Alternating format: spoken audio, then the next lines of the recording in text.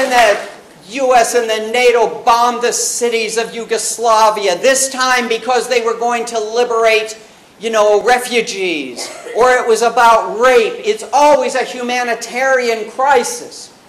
Because how can the banks and the corporations, CEOs tell us, the working people, we're the ones that are taking your jobs away and your health care and your pension. And now we got a job for you to do.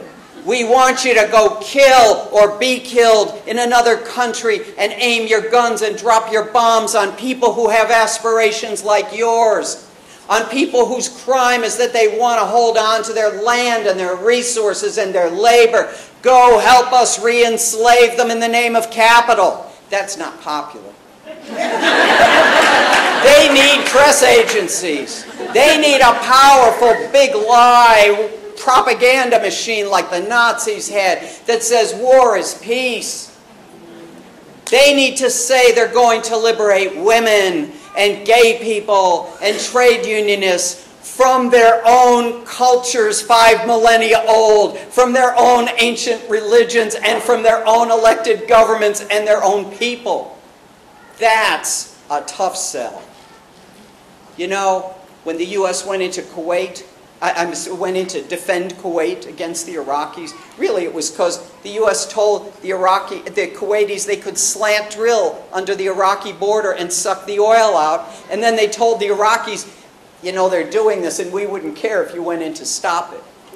But a Chicago ad agency came up with this spin that Iraqi soldiers were bayoneting Kuwaiti infants in bassinets, in incubators in the delivery room. And do you know that later that same agency, several years later, had the nerve to print an ad in the newspaper saying, hire us as your ad agency, we're the ones that sold the first Gulf War.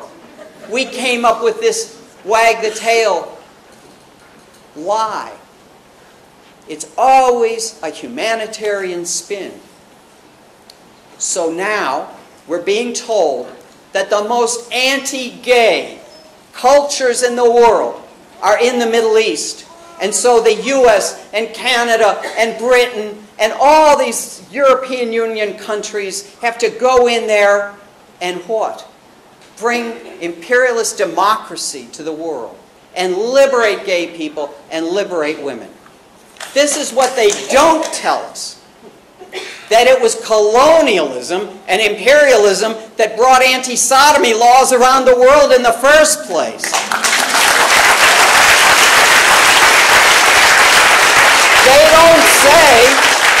They don't want to teach us in the schools, if they can help us, or on the 9 o'clock news or the 11 o'clock news, about the role of the European Crusades in the 12th and 13th century, bringing their fetishistic obsession with sodomy to the Middle East, to the Islamic Renaissance. They don't tell us that it was the British who brought the anti-gay laws to Asia and much of Africa. And what about the Americas?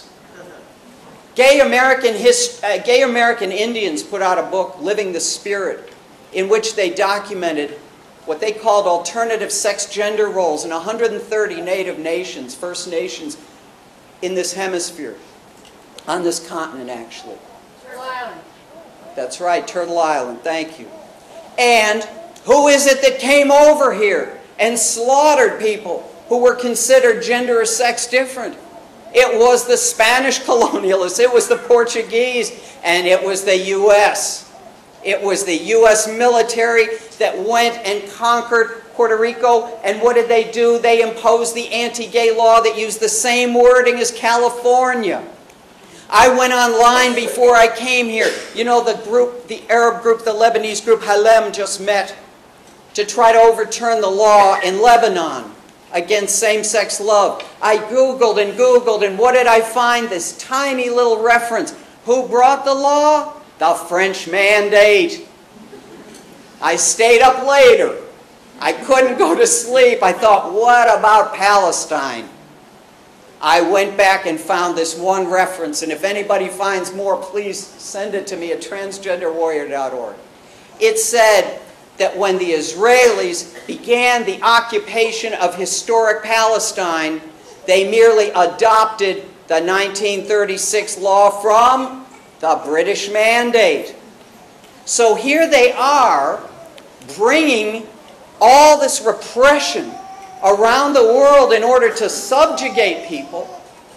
And then, when countries try to break free of colonialism and imperialism and try to defend their sovereignty and self-determination, these same imperial powers turn to our movements and say, let us go back in and re-enslave them. Look, they're not so good to gay people. Well, they ought to know. Remember when they did that around the Taliban? They said the Taliban was so murderous to gay people and women. Well, duh, they should know. Who was it that helped fund and bring the Taliban to power?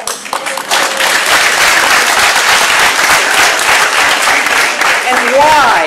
Why did they fund the forces that they now say are the forces of terrorism? The feudal reactionary forces?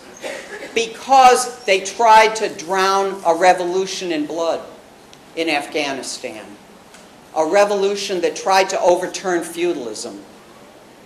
That lifted up the lives of women to be able, women who did not have names, to be able to teach and have roles in their revolution and abolish the bride price. And don't take my word for this, you can find it in the U.S. Army manual on the gains of the Afghan Revolution. And the U.S. said it was arming these forces, these feudal forces and mercenaries to go in and crush the revolution because the Soviet Union was in there. And so they were forced to go in. Well, several years later, Brzezinski, in an interview with a Paris magazine, said, well, you know, now that it's over and truth can be told, actually we went in there first. And then the Afghan revolutionaries asked the Soviet Union to come in and help them against who we were funding. Now, why is it that the movement in the States, and that's the only one I'll hold accountable for because I don't know the relationship of forces here, but why is it that the women's movement and the left movement in the United States did not support the Afghan revolution when it was liberating women, but was willing to support the invasion of Afghanistan, which ended up destroying the infrastructure of the country and making women's lives worse? It was because of anti-communism. To be honest, it was because they were afraid to defend a revolution for fear that they would be red-baited themselves. What are you, communists? You're going to support a revolution in a country? Well then, you see how we're attacking them? We may turn our guns around on you. They were afraid to do it. And I'm raising this for an important reason. I think it's important. And that is that when we talk about the things that are used to divide us, the things that are used to defeat us, we very rarely talk about red baiting. But it's a powerful force, and it hangs over our heads.